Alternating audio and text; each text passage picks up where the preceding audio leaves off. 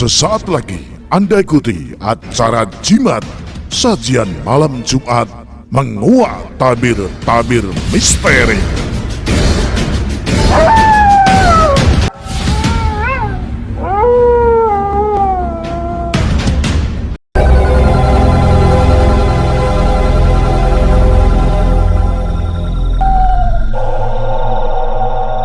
Kembali tim Jimat punya cerita dengan judul Sesajen. Cerita ini ditulis oleh Simple Man.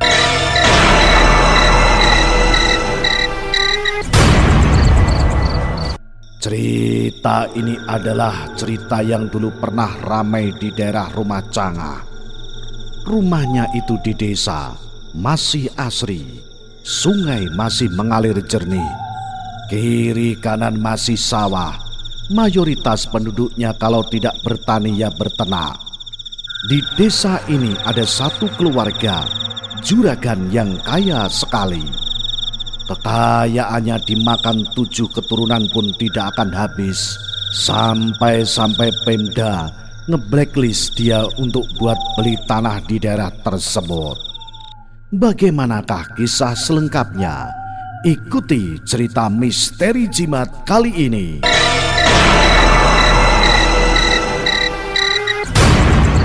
Semua dimulai di malam itu. Di desa bukan hal aneh. Penjual bakso berdagang sampai jam 2 dini hari.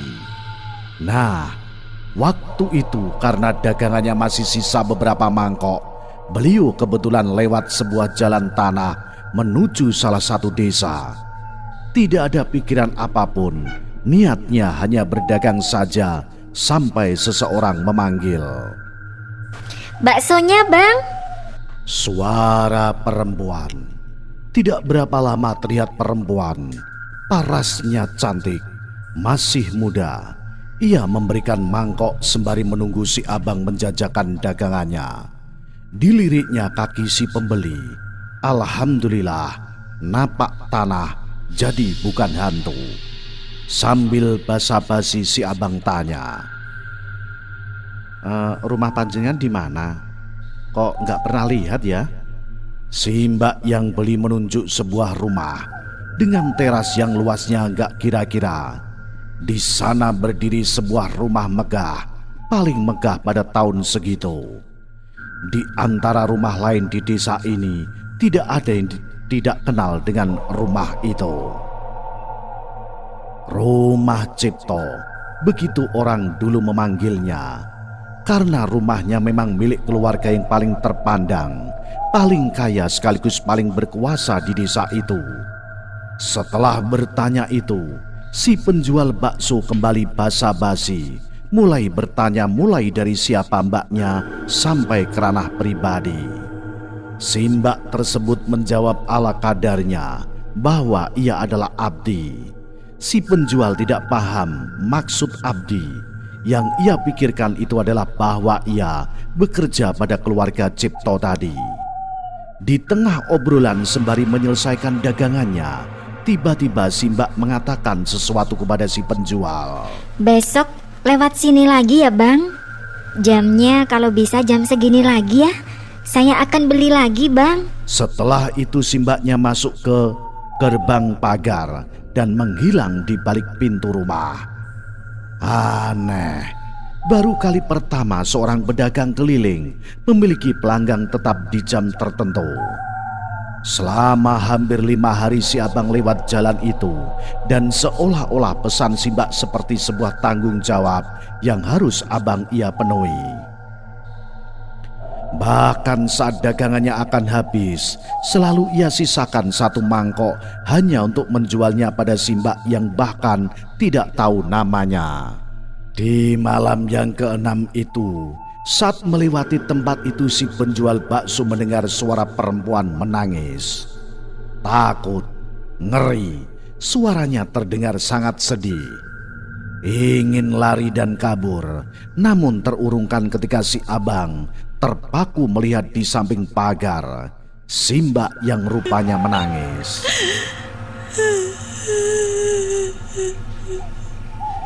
Mbaknya kenapa menangis? Si Mbak yang kaget kemudian berpura-pura bahwa ia tidak menangis. Entah apa alasannya untuk meyakinkan abang penjual bakso itu. Meski berbohong, si abang tidak mau ikut campur lebih jauh tentang masalahnya. Singkat cerita, si abang kemudian menjajakan dagangannya. Malam itu ia kasih gratis agar si Mbak tidak sedih lagi. Saat itulah si Mbak laki-laki mengatakan hal yang tidak dimengerti. Besok abang tidak perlu lewat sini lagi ya. Toh saya sudah tidak di sini lagi, Bang.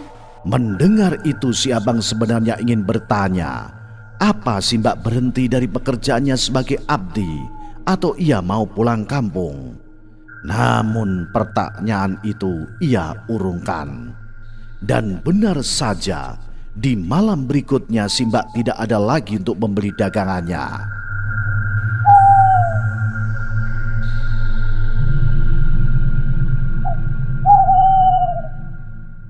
Sudah lebih dari seminggu, si Mbak tidak pernah keluar lagi. Muncul banyak pertanyaan, kenapa si Mbak menangis? Kenapa si Mbak tidak di sini lagi? Dan entah bandel atau apa, rupanya si abang tetap lewat jalan itu. Sampai suatu malam ketika ia lewat jalan itu lagi, mbaknya muncul. Bakso, Bang. Si abang seneng bukan main melihat si mbaknya muncul lagi. Tanpa basa-basi dijajakannya dagangannya itu. Namun malam itu, si mbak tidak seperti biasanya. Wajahnya murung dan tatapannya terus-menerus menunduk. Tidak hanya itu, bahkan suaranya lebih serak. Mbaknya sudah kembali ke sini. Masih tinggal di rumah itu, Mbak? Boten, Mas. Kata si Mbak. Kemudian ia menunjuk sebuah kebun.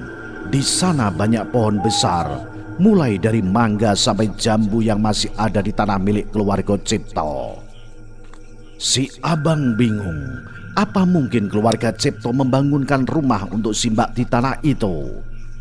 Setelah mendapatkan baksonya, si Mbak pergi. Dan benar, dia tidak masuk ke gerbang rumah, tapi menghilang di kebun tadi. Kemudian si masnya langsung kabur.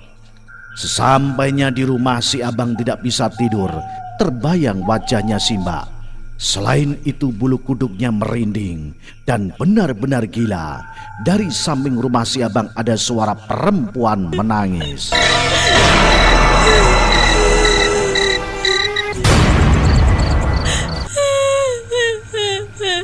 Namun si abang tidak berani memeriksa. Ia terus berdoa dan berdoa sampai tertidur.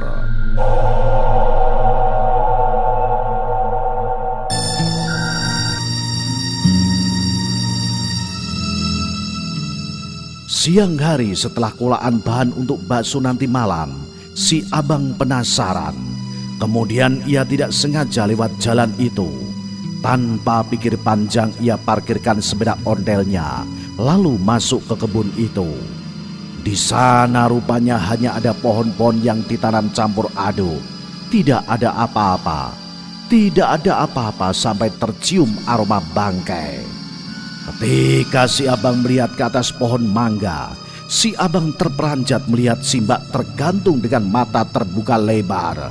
Lidahnya menjulur keluar, tatapannya seakan-akan melihat si abang.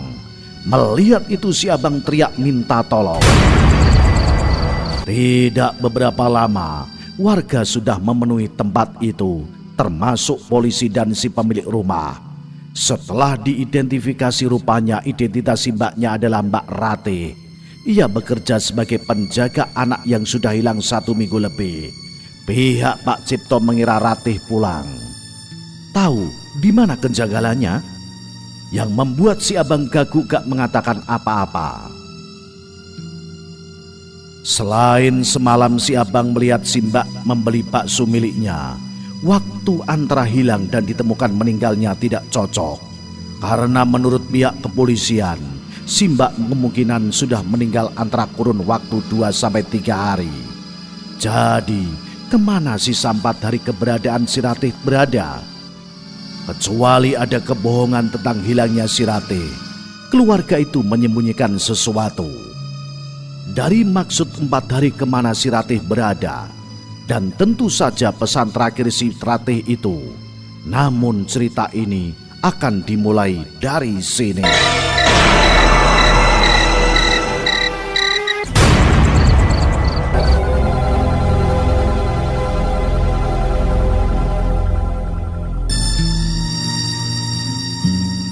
Cerita ini dimulai bukan untuk menceritakan kematian perempuan itu, melainkan menceritakan teka-teki dari seseorang yang menjadi saksi berbagai hal yang membingungkan, bahkan mengerikan yang ia temui selama mengabdi pada keluarga Cipto. Dan di sini dia akan memulai ceritanya. Setelah kejadian itu memang banyak desas-desus yang hampir diketahui semua warga desa.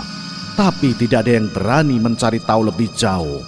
Dan perlahan-lahan kejadian itu lenyap seperti embun, menghilang begitu saja dan kemudian dilupakan. Seseorang yang menceritakan ini adalah tetangga dari Cangah. Sebut saja namanya Pak Budi. Dulu saat masih muda setelah selesai menempuh pendidikan SMP, beliau mengawali karirnya sebagai kernet sopir truk.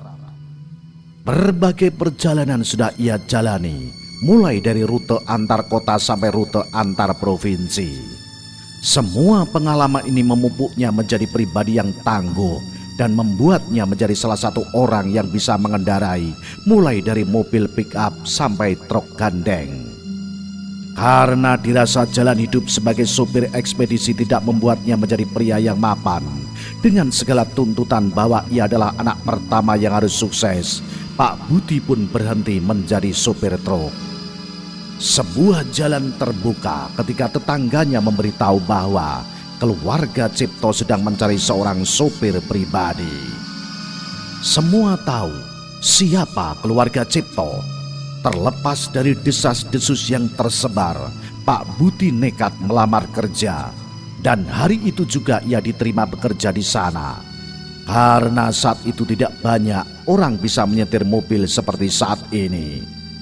Meski mereka bertetangga, namun ini adalah kali pertama Pak Budi masuk ke kediaman keluarga Cipto. Yang membuatnya berdecak antara kagum dan ngeri. Sebegini besarnya rumah ini, namun entah kenapa ada perasaan tidak enak melihat semua perabotan di rumah ini seolah ia diawasi.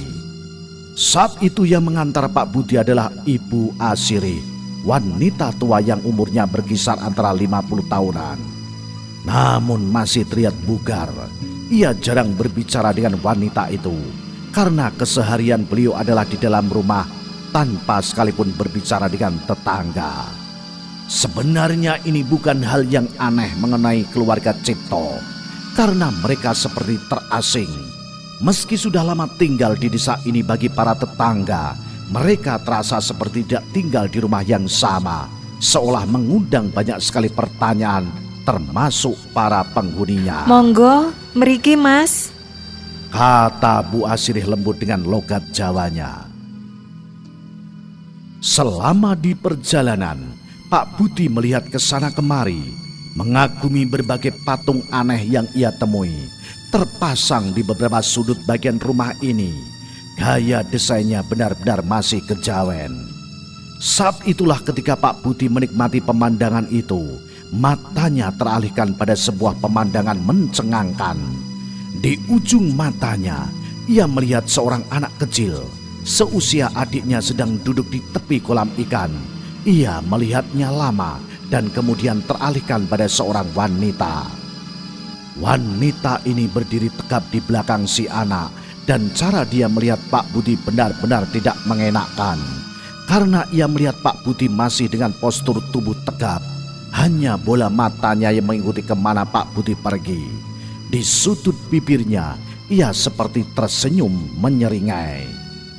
Ketika Bu Asiri membuka pintu, melewati beberapa bagian dalam rumah, sampailah ia di sebuah ruangan.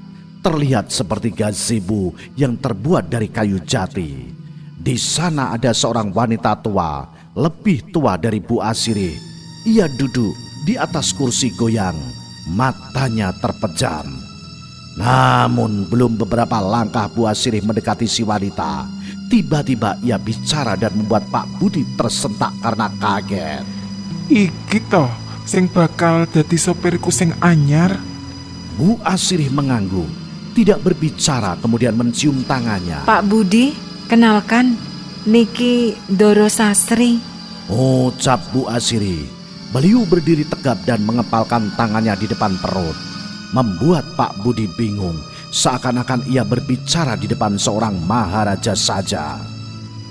Setelah menjelaskan panjang lebar mulai dari gelar sampai pemimpin keluarga, Bu Asirih mengantar Pak Budi ke belakang rumah.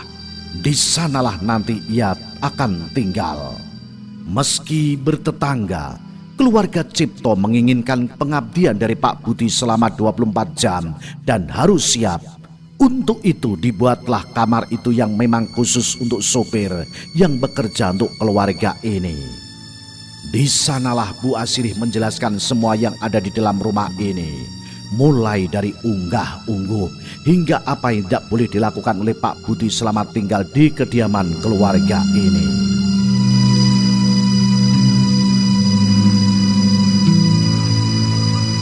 Saat itu keluarga Cipto dipimpin oleh Ndoro Sasri.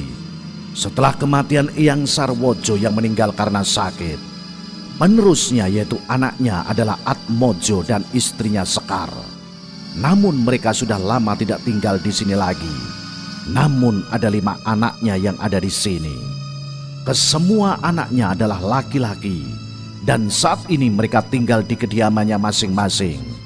Kediaman yang dimaksud Bu Sasri adalah sebuah kamar khusus yang memang tidak bisa dimasuki oleh sembarang orang.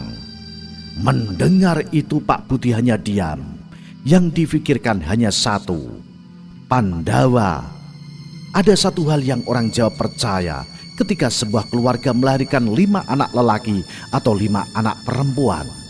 Itu adalah kutukan Pandawa dan itu masih dipercaya sampai saat ini. Maksud kutukannya adalah konon akan ada 1 atau 2 anak yang tidak bisa mengemban beban lebih. Akibatnya ia akan gila atau memiliki kekurangan mental yang benar-benar serius. Dan bisanya paling umum diserang adalah anak terakhir. Namun itu hanyalah rumor yang beredar. Pak Budi saat itu mencoba berpikir bahwa itu hanyalah mitos dari orang zaman dulu. Namun sepertinya hal itu juga berlaku pada keluarga ini. Setidaknya itu yang akan Pak Budi lihat dengan mata kepala sendiri. Selain 5 anak yang tinggal di rumah ini, ada lagi yang Pak Budi harus tahu, bahwa setiap anak memiliki penjaga khusus untuk mereka satu persatu, dan biasanya mereka dipanggil dengan Dayang Abdi. Dan setiap Dayang Abdi akan menjaga 1 anak. Kesemua Dayang Abdi adalah seorang perempuan. Semua yang Bu Asirih ceritakan membuat Pak Budi teringat dengan perempuan yang ia lihat tadi. Apakah anak kecil itu adalah salah satu dari 5 anak itu? Bila benar, maka perempuan yang ada di belakangnya adalah... Selain memberi penjelasan tentang itu, Bu Asirih juga menjelaskan tentang hal lain. Semua tempat yang tidak boleh Pak Budi datangi. Yang paling dekat dengan kamar Pak Budi adalah sebuah tempat sanggar cayang, sebuah bangunan yang hampir sama seperti gazebo. Namun ada di seberang bangunannya bisa dilihat langsung dari kamar Pak Budi. Jaraknya tidak terlalu jauh, namun setiap dipandang entah terlihat menakutkan sekali, seolah ada yang berdiri di pelataran gazebonya. Pak Budi mengangguk, pertanda ia mengerti, dan hari itu Bu Asirih pergi. Ada satu hal yang membuat Pak Budi merasa asing saat berdiri di sini adalah aroma. Entah sadar atau tidak, aroma Bu Asirih tercium seperti aroma pandan, mengingatkannya pada sosok kuntilanak yang sudah sering ia dengar di desa. Namun mulai hari ini ia akan sering bertemu beliau.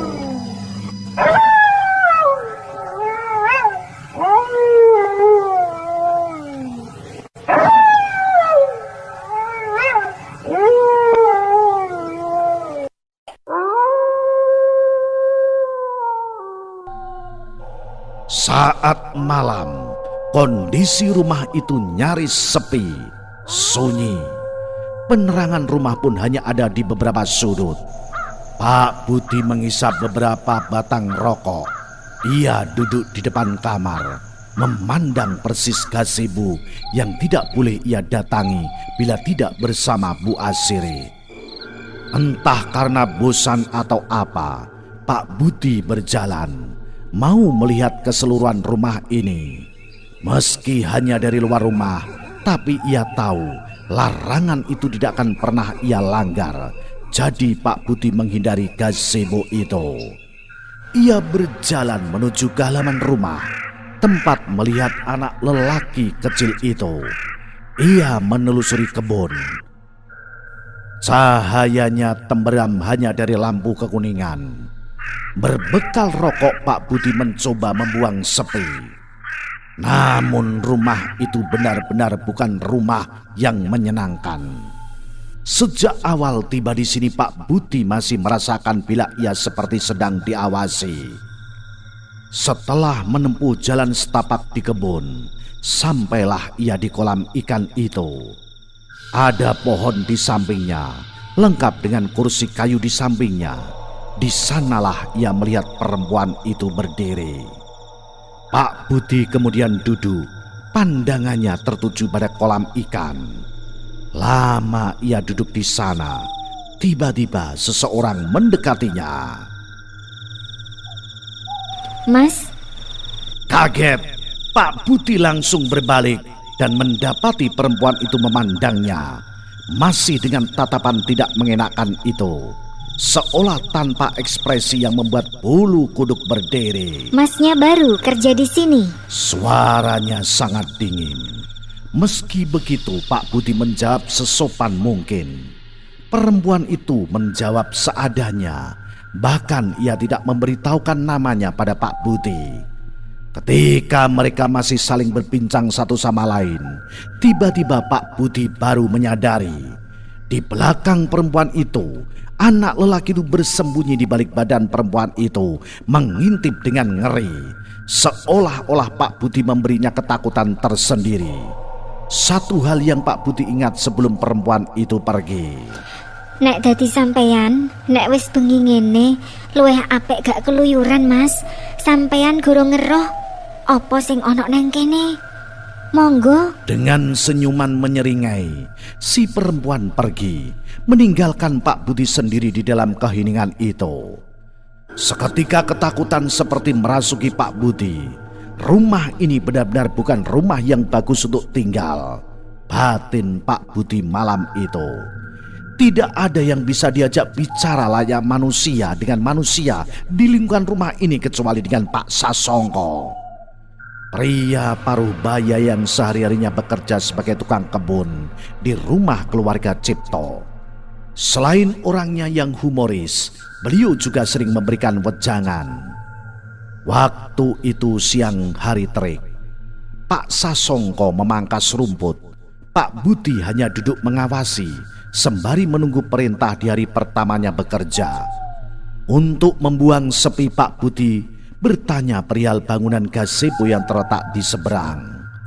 Mimik wajah cerah Pak Sasongko berubah. Apa masnya sudah pernah ke sana? Tanya beliau. Dereng, Pak. Tapi kula kok penasaran nggih. Niku bangunan nopo to, Pak? Sembari memangkas rumput, Pak Sasongko berpesan. Lebih baik gak usah dicari tahu, Mas.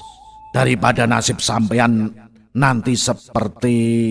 Belum melanjutkan kalimatnya, Pak Sasongko melirik Pak Budi yang melihatnya dengan tatapan curiga.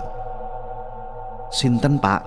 Sudah. Lupakan saja, kerja saja yang benar ya nak, tutur Pak Sasongko.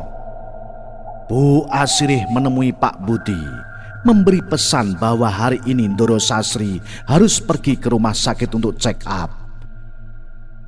Hal ini dilakukan selalu di hari Kamis seperti hari ini.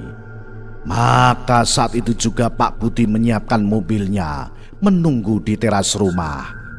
Sebenarnya Ndoro Sasri masih bisa berjalan, Namun langkahnya tertatih dan harus dibantu oleh tongkat kayu yang selalu menemaninya. Rambutnya disanggul meski warnanya sudah memutih.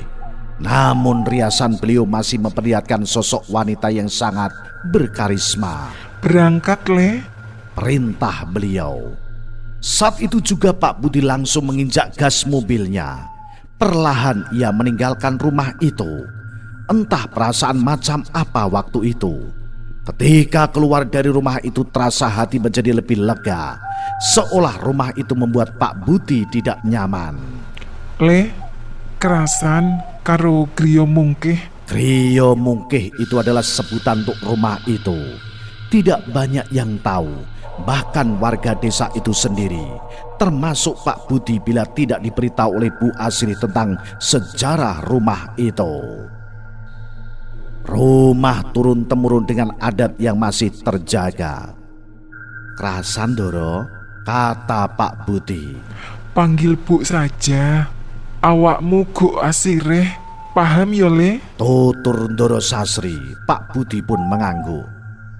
Sosok Ndoro Sasri benar-benar berwibawa. Terlepas dari usianya yang sudah renta, beliau masih membuat segan siapapun yang beliau ajak bicara. Kurang lebih 2 jam Pak Budi menunggu. Akhirnya Ndoro Sasri keluar. Ketika sudah masuk ke dalam mobil, Pak Budi bertanya apakah mau langsung pulang atau mampir ke suatu tempat. Dengan tatapan tegas Ndoro Sasri memberi sebuah alamat. Saat melihatnya Pak Budi terhenyak sesaat. Kita ke sini, Bu. Ndoro Sasri mengangguk. Tanpa pikir panjang Pak Budi pun melesat ke tempat itu. Saat sampai di sana, ada beberapa orang yang sudah seperti menunggunya. Pak Budi membantu majikannya turun dari mobil, menggandengnya dan menuju sebuah kamar di gedung itu.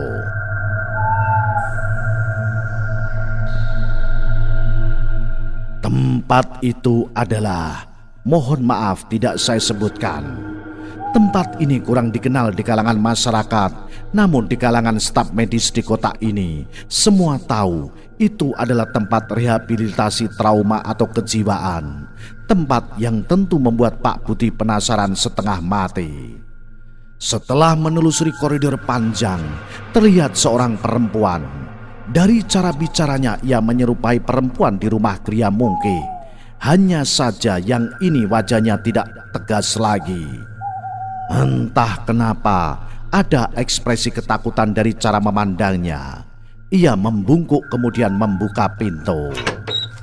Beliau di dalam, Doro. Cara berbicaranya pun gemetar. Tidak menjawab, Ndoro Sasri langsung masuk. Di dalamnya ada seorang pria. Berkisar di usia 20-an. Hanya saja sikap dan perilakunya aneh. Ia hanya duduk, matanya kosong, memandang ke tembok. Pak Budi yang melihat itu hanya diam tertegun lama.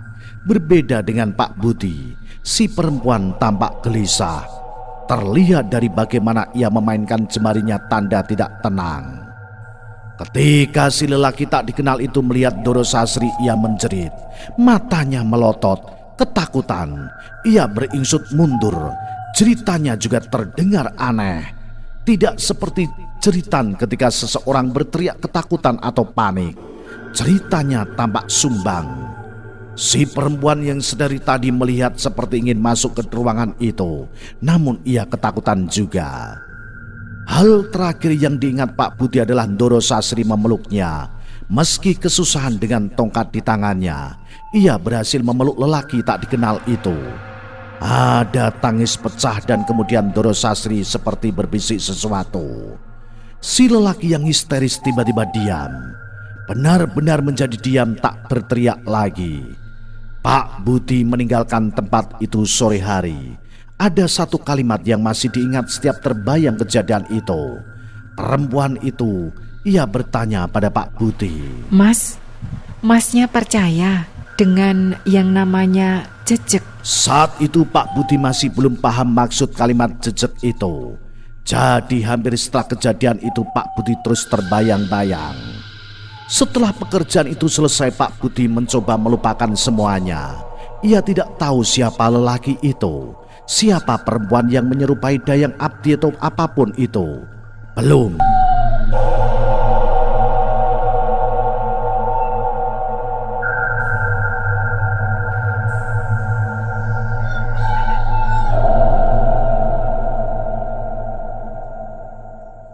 Setelah hari mulai petang, Pak Budi menunaikan sholat di kamarnya. Mungkin karena tidak fokus atau apa selama sholat, ia merasa ada wajah wanita tua terbayang-bayang di setiap Pak Budi mencoba khusyuk. Namun itu belum seberapa dibandingkan suara tawa yang khas seperti terdengar meski hanya sayup lirih membuat Pak Budi teringat-ingat. Suara tawa itu nyaris atau sama persis seperti suara Doro Sasri. Ya, suara itu terdengar tepat seperti ada di belakang Pak Budi.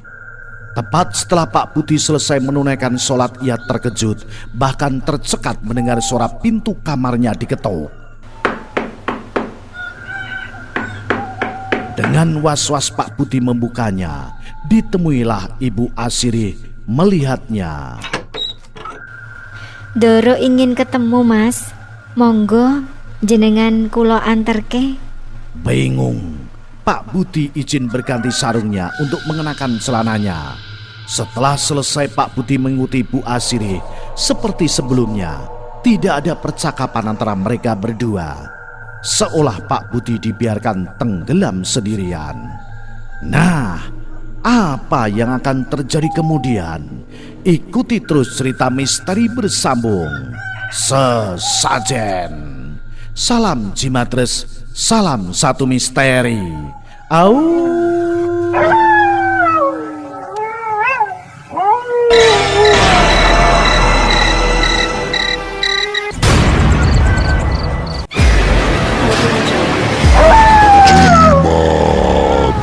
Sajian malam Jumat